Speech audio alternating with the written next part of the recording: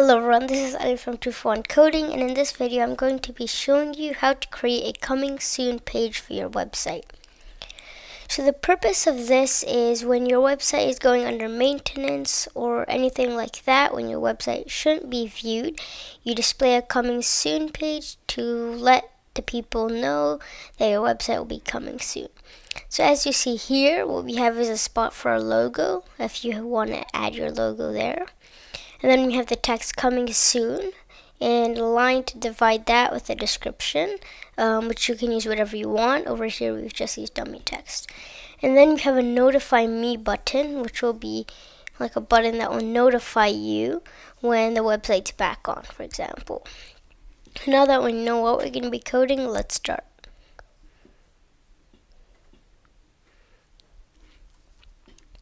Alright, so as you see here, we're inside of our HTML, so let's start writing the code. So we're first going to create a div container, which we're going to be storing everything. So we're going to create a div and call that container. Now inside of that, we're going to create the div for the background image, so .bg. Now the actual background image will actually be added through CSS. Now this part is optional, so we'll be creating a div for the logo, so .logo. Now right now I'm not going to be using actual logos, so I'm just going to put a bunch of these signs. Now if we go ahead and run it, you can see that all we have right now is our logo placeholder.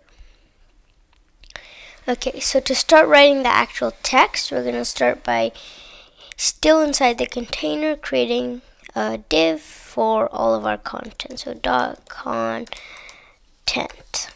Now inside of that we're going to create a heading 1, so H1, and write the text coming soon. Now because we want that line, all we can create is an HR tag, and you see it adds a line. Again, the formatting of that will be done via CSS.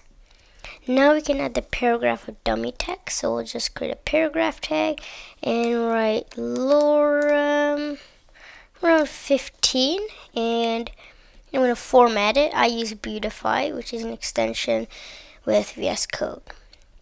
Now lastly, in our HTML, we're going to want to create our button. So again, we'll create a div for our button, so .button. Inside of that, we'll create an anchor tag, and because this is not a full site, we're just going to fill that in with hashtag. Now you can put the text whatever you want. I'm going to make it notify me. Now we have our text notify me. Now we can go into our CSS once we link it over here in the head tag, so style.css. So as we do in most of the tutorials, we will be removing the default margin and padding, so margin 0 and padding 0.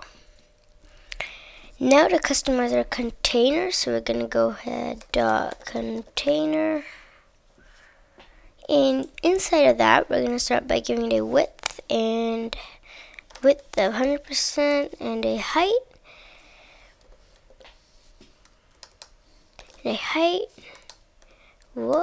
Height of 100 viewport heights. Now because we want to center all of our content, we're going to use Flexbox for that. So to do that, we're going to start by displaying it as flex, and we're going to justify the content in the center, align the items in the center, and we're also going to give it a text align of center. So text align center. So everything is in the center and we have our text aligned. Now we want a consistent font family for everything, so we can go ahead and add the font family. You can use again whichever one you want. I'm going to be using this Lucidia Sans blah blah blah blah blah. Now we will be adding a background color, so we can also add a color of white. So everything is not visible right now, but once we add the background, it will be good. So speaking of background, we can do that now. So .bg, we're going to position it as absolute. Now we're going to give it a width of 100% and a height of 100 viewport heights again. Now we need to actually get the background image URL. And to get this background image, you can go into your browser and go to unsplash.com. Now you can search for whatever image you want. So I searched like desk flat, for example, and you can pick whichever one you like. So if I go back to my code editor here, you can see that this is the image that I have chosen. So I'm going to go ahead and put in this the name of the file, which is all of this, and that will go inside of URL. So there we have it. And now if we go back to our document, we have our background image.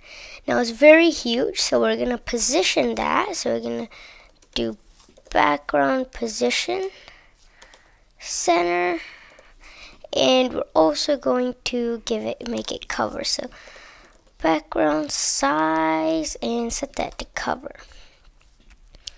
Now we want to make it an opacity of 0.7, and to make it go in the back we have to give it a z-index of -1.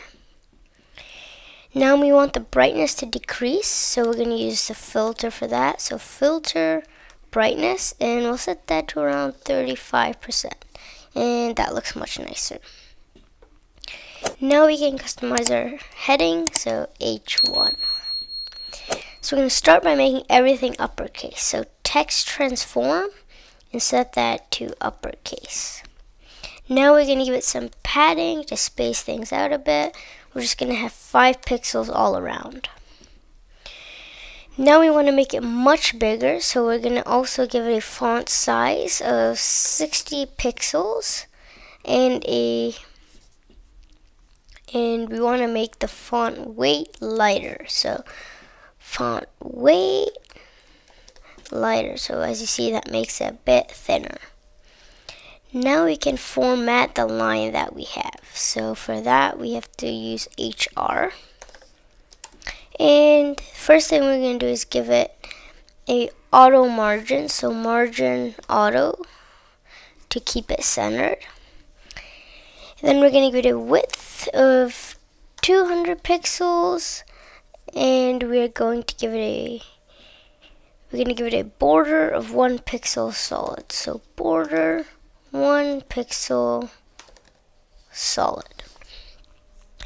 Okay, so once you've done that, we want to give it a border color. So border color, and I'm using goldenrod, so this one right here. Now we see we have that formatted. Now let's change our paragraph. So P, we'll start by again giving a margin, this time 20 pixels. Again, it spaces everything out. Now we're going to give it a line height of 1.7 and a padding bottom of 40 pixels. So padding bottom of 40 pixels to space it out from the button a bit more. Now to actually start with a button, we can do .button. And we're going to first again give it a border. So border 1 pixel solid. So that gave it a border. And now we want to give it a width and height. So we're going to give it a width of 150 pixels. So let's go ahead and do width 150 pixels. Now we can give the padding 20 pixels. Padding 20 pixels and a margin auto. So that will again center it. Now we're going to make the background color and the border color goldenrod. So background color goldenrod and border color goldenrod. Perfect. Now we can change the anchor tag. So .button A, and we're going to give it a text decoration of none and set the color to white. Now we want to make it a bit bigger, so we'll set the font size to around 20 pixels.